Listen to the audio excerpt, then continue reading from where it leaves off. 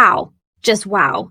If you've been watching The White Lotus Season 3, you might have noticed something strange, something lurking in the background, almost unnoticed but always present. Monkeys. Everywhere. Statues. Live monkeys. A presence that seems to be more than just part of the exotic Thai setting. But what if I told you that these monkeys aren't just there for decoration? That they actually hold the key to everything happening in Season 3? Stick with me, because we are about to unravel one of the deepest and most mind-blowing theories about the White Lotus yet. Alright, let's start from the beginning. Monkeys have been part of the White Lotus story since Season 1. Remember Mark Mossbender? Steve Zahn's character, Season 1, Episode 3, he tells his son, "There's the man and there's the monkey. And somehow, you gotta be man enough to face down the monkey."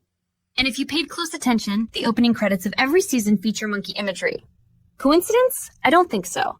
But what does it mean? The term monkey mind comes from Buddhism. It describes the restless, chaotic, and distracted nature of human thoughts. The mind jumps around like a monkey swinging from branch to branch, never truly at peace. And that's exactly what we see in the White Lotus. Every single character is caught up in their own obsessive, anxious, and self-destructive thoughts. The characters of the White Lotus aren't just visiting paradise, they are prisoners of their own minds. But here's where it gets interesting. In Season 3, the symbolism gets even stronger. The monkeys in Thailand aren't just background elements, they are spectators. They watch as the human drama unfolds. And sometimes, it feels like they know more than they should. Now, let's talk about the Ratliff children. In one promotional image for Season 3, we see them in a pose that directly references the famous "see no evil, hear no evil, speak no evil" proverb. Think about what that means. Each child is ignoring something crucial about themselves or their family. Patrick Schwarzenegger's Saxon is completely blind to his own arrogance and entitlement. Piper ignores the toxicity in her family, choosing to shut out the truth. And Lachlan? He stays silent, hiding something deep inside. Could it be that he's suppressing his true identity? That he knows something he shouldn't? And then there's the wildest theory yet. The gun, the murder, and the monkey. A popular fan theory suggests that one of the monkeys in Season 3 somehow got hold of a gun and was responsible for the shooting in the premiere episode.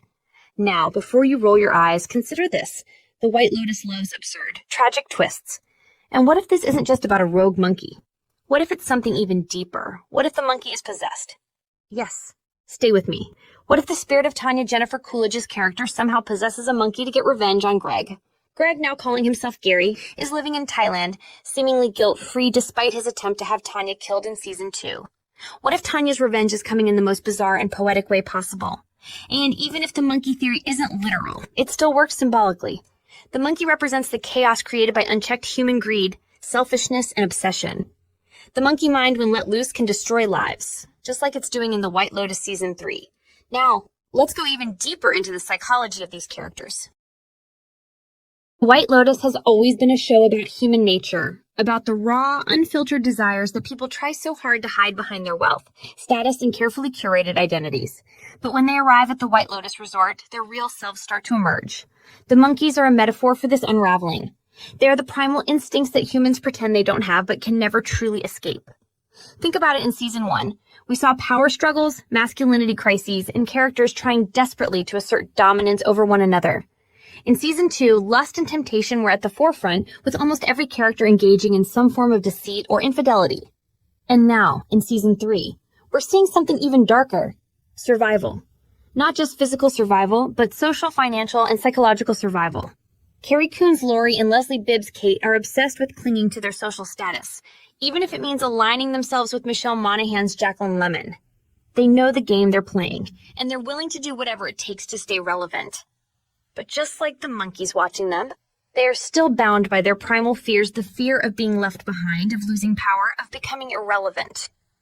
And then there's Jason Isaacs' Timothy Ratliff. His entire arc revolves around business and career survival. He's not worried about his soul, his relationships, or even his morality. He's worried about staying at the top. He represents the most extreme form of the monkey mind, the kind that is so focused on climbing that it doesn't even realize when it's about to fall. So, let's go back to that question. What do the monkeys really mean? Are they just a fun, recurring Easter egg? Or are they the key to understanding everything in the White Lotus? The answer, I think, is both. The monkeys are a joke and a warning. A spectacle and a mirror. They are there to remind us of what we pretend to ignore. That beneath all of our money, our status, our Instagram filters, and polite smiles, we are still animals. And if we let our monkey minds take over, we might just destroy ourselves. So, what do you think? Are the monkeys just a clever nod to Buddhist philosophy, or are they something even bigger? Could they be watching, waiting, and maybe even playing a part in the ultimate fate of our characters? Let me know your thoughts in the comments. And if you love deep dive theories like this, don't forget to like and subscribe. Because trust me, there is so much more to uncover. Thanks for watching, and remember, sometimes the monkey sees everything. The question is, what is it planning to do next?